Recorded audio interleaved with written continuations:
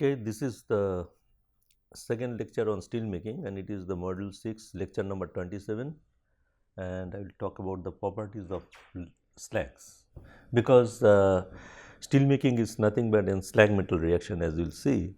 So we need to understand the slag structure and the properties, and so we'll first in this lecture we'll discuss about the structure of the slag and concept of basicity, and then oxidation property of the slag and viscosity of the slag. So these are the properties, important properties of the slag. So let us first see, because the silica is one of the major constituents of the steel making slag, basically silica, then lime and FeO. This is the very major constituents of the steel making slag, and among that silica is one of them, because silica percentage may be around 40 to 50% into the steel making slag. And if you want to see the silica, and that's why the structure of silica and the basic slag that we will discuss. Now silica has a very large network, a polymeric network of silica tetrahedron, because in silica structure is like this. One silicon is basically, if I see, if you have a silicon here and it is covalently it is bonded with 4 oxygen by covalent bond. These are the oxygen, okay, this is the oxygen and this is the silicon at the center, and they are connected basically a tetrahedron. It forms a tetrahedron, okay, by covalent bonding, silicon covalent bonding, tetrahedron, and you can see. So this is the thing, basically silica tetrahedron. If you see this like this, silicon is sitting just at the center of the tetrahedron, and in the 4 corners you have 4 oxygen. So it is a 2-dimensional view of the silica tetrahedron, okay. You can see the 4 atoms. There is a top atom and the 3 atoms, and inside there is an oxygen atom. You can see inside there is a silicon at the center of the tetrahedron. And if you see the solid structure, this tetrahedron form a huge network, a very polymeric network like this, complete network. As a result, this is the solid silica. And if you just liquid, if you make the liquid silica also, in the liquid silica some of the bonds may be broken, few bonds may be broken, but it is also a huge network of tetrahedron, okay. As a result, usually the silica melt is very viscous and its liquid is also very high temperature is required. So the liquid structure is like this. It is also, and if you add the, that is what is it called, that is if you add the basic oxide into the structure, there is the, if you add some amount of the lime, it basically depolymerize some of the bonds. How do they do that? Basically this oxygen, suppose you have 2 silicon is there, depolymerization take place. Like you have, suppose silicon, one silicon is connected with, that is the 3 oxygen, and one is there, oxygen is here, another silicon is here, right. So if you add one Ca2 plus, what will happen if you supply just one Ca2 plus, that is the CaO, basically you can add some, sorry, one CO here. What will happen? CO basically it decomposes into Ca2 plus O2 minus.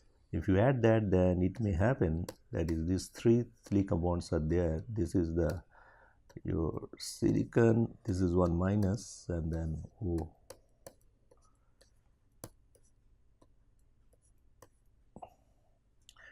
Ca2 plus. So that way it can break the bond. So you can find, that is you are supplying one oxygen, it is coming here, and they are basically, this oxygen get debonded, so they become O minus, and here also O minus is there, one extra electron is here, and they form a bond actually with them, okay. And Ca2 plus will be there, this O minus, and Ca2 plus, this will, the overall neutralization will be maintained here, and you can break the bond. So lime, when you put the lime helps in breaking the bonds between 2 silicon atom, okay. So basically they depolymerize the structure, and if you depolymerize it, then your viscosity will be reduced to some extent, right. And so that is, you can see here Right. This is the way the depolymerization is taken. You can find a very nice picture of depolymerization. You can see this is the calcium atom, this is the 2 oxygen atom, is O minus and Ca2 plus. So similarly, you can see here is the calcium atom, here is the calcium. Where is the calcium? They basically depolymerize the structure. And they basically, this lime, when it goes into it, it depolymerizes, and its viscosity decreases and the liquidus also decreases. Okay. So that is the way the basic slag become more fluid. So silica slag is very viscous. If you add the basic slag, like the lime, if you add it, it becomes very fluid slag because of depolymerization. Okay, so you understand the basic structure. Now you can see at different proportion of lime, this is the basic oxide. I am writing the MO. MO means the basic oxide. But among the basic oxide, basically CO is more effective for depolymerization. CaO or the CaF2, okay, those are the very cations. Calcium cation is more effective in depolymerization. Anyway, I am writing it in generally, that is the MO, that is the basic oxide. It can be calcium, it can be magnesium also, quite good. Magnesium also depolymerizes the structure significantly, calcium oxide, magnesium oxide, like this. So that's why generally I am writing is MO. And MO to SiO2 ratio is changing, you can find. Then how much depolymerization you can do, carry out. First of all, I have given you total oxygen to silicon atom ratio. That is, the when it is 2:1, oxygen is 2, silicon is 1, then obviously corresponding molecular formula is this SiO2. Now if I make it 5:1, that is the 5 atom of oxygen connected to the 2 atom of silicon, in that case the structure is MO into 2SiO2, that is the for 2 mole of SiO2 I am giving 1 mole of basic oxide, and in that case only 1 link will be broken, because out of 4 link of silicon is connected with the 4 oxygen. So if I give for 2 SiO2, 2 moles of SiO2, if we give 1 mole of basic oxide, then only one of the bond will be broken, right? One of the bond will be broken, and you can have this type of anionic complex, Si6O15 6 minus, Si8O20 8 minus, this type. Only one bond will be broken, and they will be in the, usually they prefer to live in a circular form like this. So all these things, circular anionic complex. It is the very complex anionic complex, like Si6O15 6 minus is this, right? Only one link is broken. If you increase the basic oxide, that is when the SiO2 to MO ratio is 1:1, or if you say total oxygen to silicon ratio is 3:1, that is I am basically increasing the basic oxide.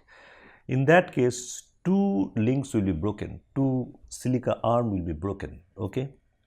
And you can have anionic complex like Si3O9 6 minus, Si4O12 8 minus, this type of anionic complex. Now if I further increase the basic oxide, that is the 3 moles of basic oxide with the 2 moles of SiO2, or the oxygen atom to silicon ratio is 7:2, that is 3.5. So then in that case 3 broken links. If you break the 3 links, then it becomes Si2O7 6 minus. This is, you can find. So Si2, it is not there anyway. Si3O9 6 minus is here. This is Si2O7 6 minus. You can have 3 broken links per tetrahedron. Okay. So then it makes a chain basically. This is a chain. Okay. When the 3 links are broken. And when you make 4:1, then all links are broken, because in that case you can get the discrete SiO4 4 minus, like this, SiO4 4 minus. So SiO4 4 minus is a very thing is that is the when SiO2 you have, say you have SiO2 plus you have 2MO. So what it will give you, that is Si, all links will be broken. This, all are broken links, all are separated, plus twice M2 plus, this will be there, and 2 oxygen will go, and all link will be broken. That you can find. This is the thing, and this is basically the thing. And in this case, when 3 links are broken, it will change structure. That is 3 links Si2O6, it will look like this. Si 3 links are broken, okay. Then Si is there, and then all these links are broken, right? This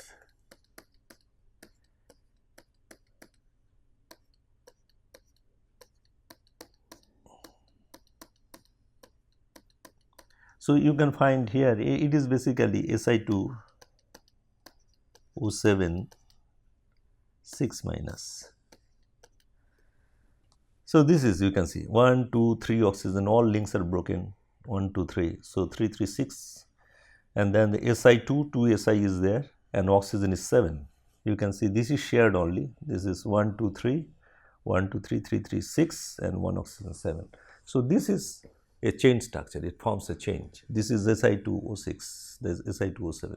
So basically, so as you increase the basic oxide, what is happening, your oxygen to silicon atom ratio is also increases. As a result, number of bonds that will be broken, that is also increases. And finally, what we get, that is called the when SiO2 react with the 2 moles of basic oxide, you get orthosilicate composition is also called, and you get a very simplest, the silicon anionic complex SiO4 4 minus. That is the simplest. You cannot further break this. That is the silicon anions, right? So silicon do not. It remains. There is a simplest. If I say simplest anionic complex into the melt will be SiO4 4 minus. That is the simplest anionic complex that is possible into the slag. And that happens when the basic oxide to the silica ratio is 2, or you can say oxygen atom to silicon ratio is 4:1, right? Okay. Now, so that is the structure I talked about. Now I will talk about the basicity. Now, how do you define the basicity of a slag, that is the slag melt?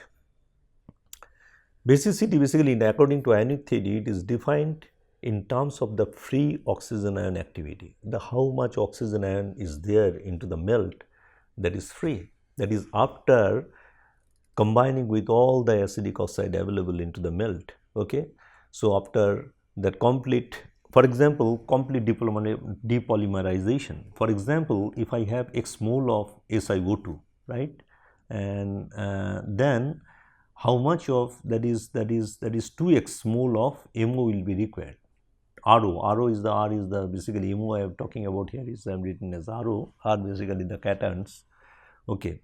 So if you have X mole of SiO2, you require 2 mole of RO or MO to neutralize it completely. Neutralize means basically to depolymerize it completely, right.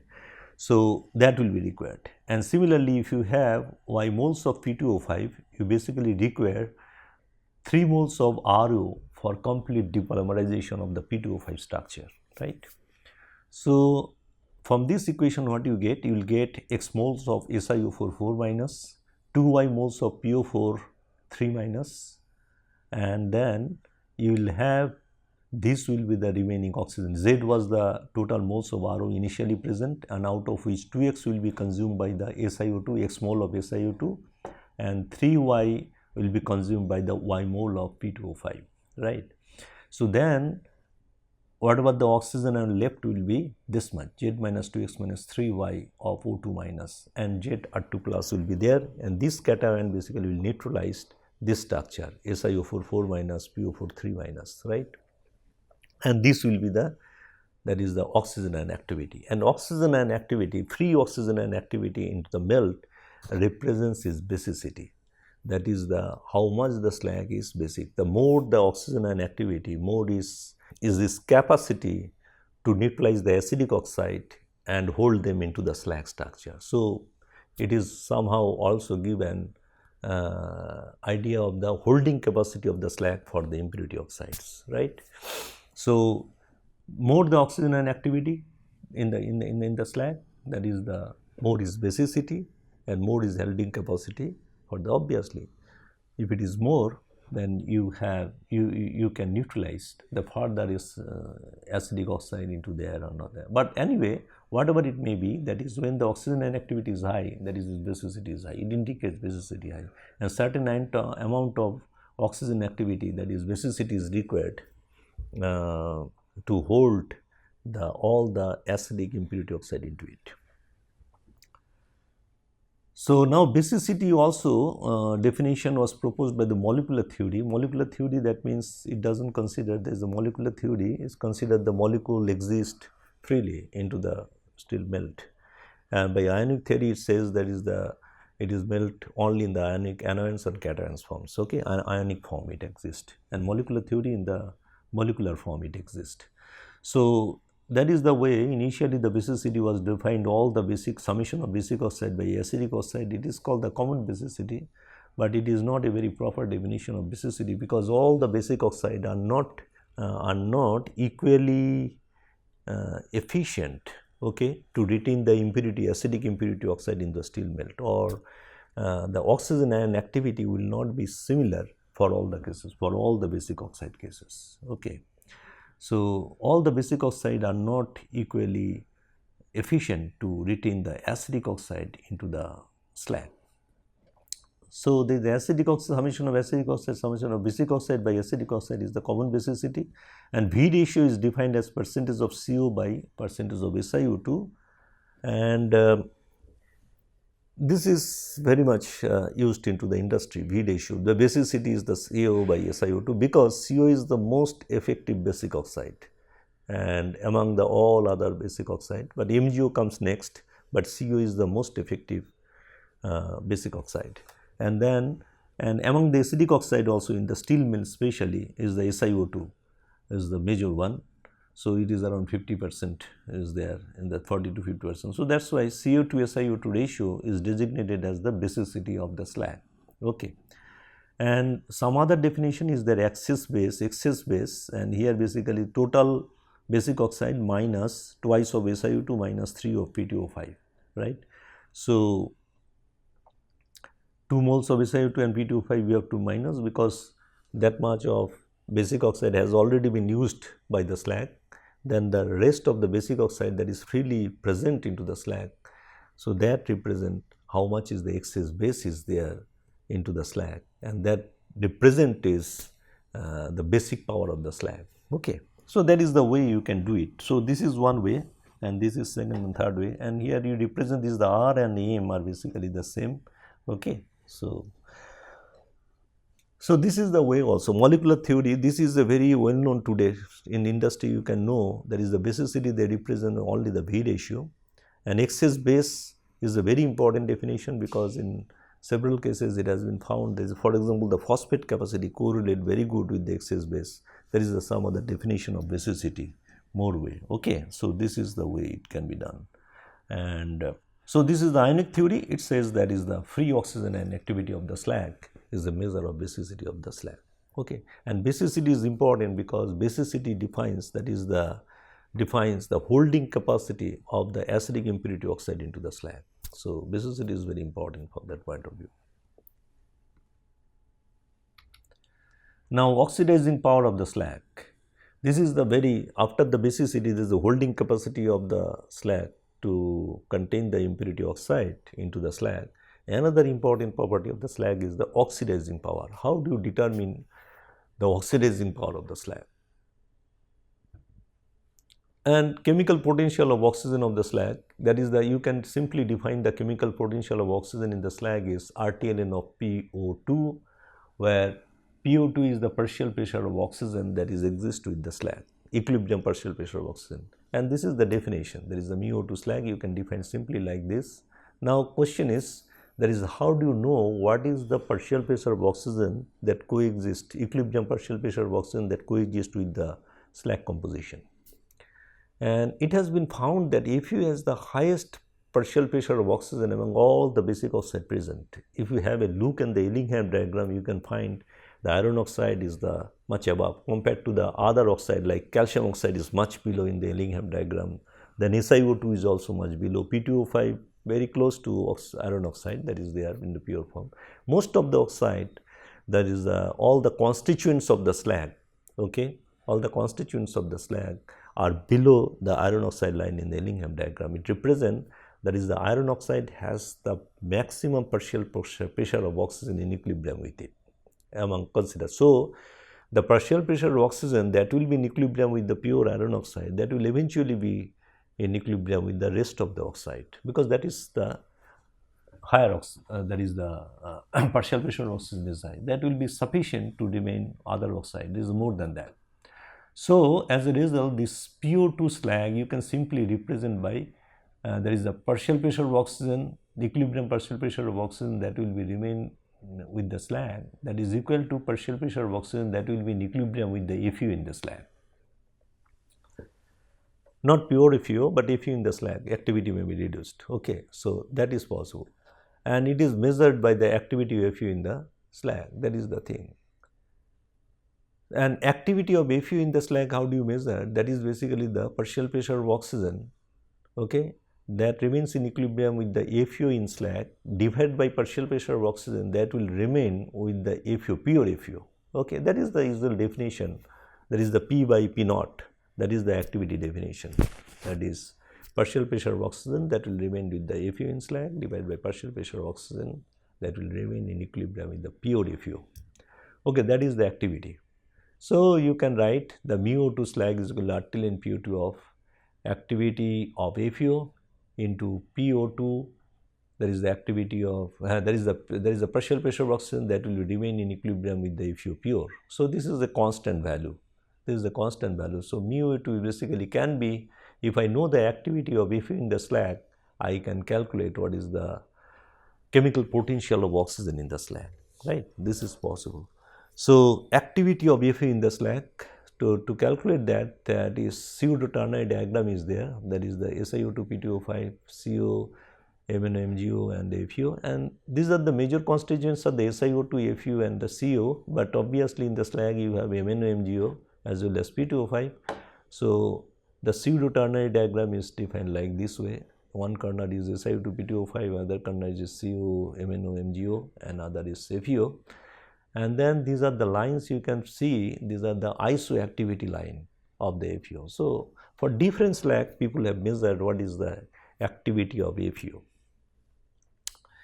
So, and then this is the isoactivity line you can find here, and you can find that this line is correspond, this is the composition, this dotted line refers to the composition of the dicalcium silicate, that is SiO2 twice CO SiO2, and that is the orthosilicate composition. At this composition, that is the SiO2 is totally neutralized by the calcium oxide, as I said, and the ionic complex is SiO4 4-. So, at this composition what you can find, that is the CO and SiO2 are combined, they form a dicalcium silicate, very strong compound. So, then FeO in the slag will remain relatively free, so its activity will be little higher. So, you can find at this composition the activity of FeO is maximum. All this, if you see along this line, it is the activity. Anyway, so this is the ternary diagram, it is available. So, this from this ternary diagram people can say for a particular composition of the steel slag what will be its activity, and if you know the activity you can simply calculate what will be the chemical potential of slag, chemical oxygen potential of the slag. Okay. So, this thing, this is, and then activity, there is the activity is maximum for those silicon, that is the thing. Okay. Now, come to the viscosity. Now, why the viscosity is important? Viscosity is another very important property of the slag, because lower the viscosity, because what is this? Basically, the refining take place by the slag metal reaction. A slag metal reaction take place at the interface. Now, the product or the pieces has to diffuse through the concentration boundary layer both into the metal phase as well as into the slag phase. So, when the movement into the slag phase, when the product is moving in the slag phase, then the slag viscosity is very important. Yeah. If the viscosity is less, then the movement of this product or the pieces into the slag will be much faster.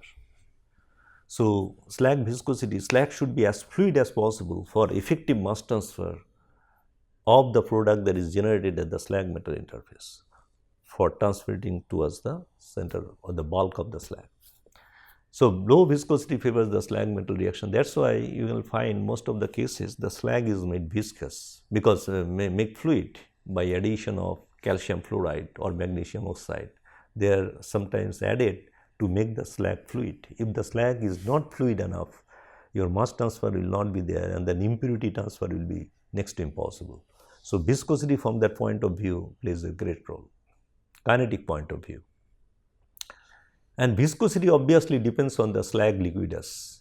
So if the liquidus is less, it will remain fluid at steel making temperature, it will remain very fluid. If the liquidus is very high, obviously it will remain viscous, and then mass transfer will be affected. And in the steel making, the slag viscosity is very important. The mass transfer to the slag is very important, because it is impurity removal is by only the slag metal reaction, except the carbon monoxide that escaped to the atmosphere, and all the impurity oxide like silica, P2O5, everything goes into the slag and is retained there. So unless you make the slag fluid and unless you take this impurity into the slag more effectively, it is very difficult to retain them into the slag also. And also that is why there is a viscosity depends on the slag liquidus. So slag composition. So liquidus is less, which in turn depends on the slag composition. So composition also, slag composition also you have to make in such a way such that the liquidus goes down.